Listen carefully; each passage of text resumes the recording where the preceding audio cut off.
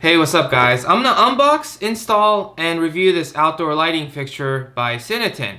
So this has a nice modern look. It does actually show a bulb here, but it does not come with a bulb. So it does say bulb not included, just as a heads up.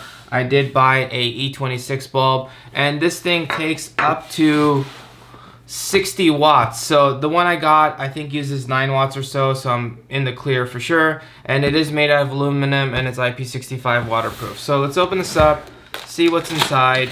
So we get some instructions, basically turn off the breaker, connect the power, and yeah, pretty straightforward. However, I will be installing this, but I'm not a licensed electrician, so if you don't feel comfortable doing this, please do not, because working with power is very dangerous.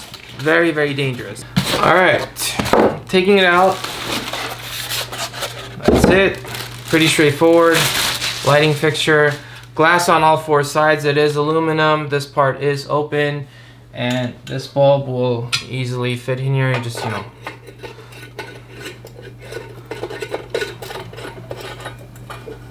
Yeah, so this is what it's gonna look like in my case.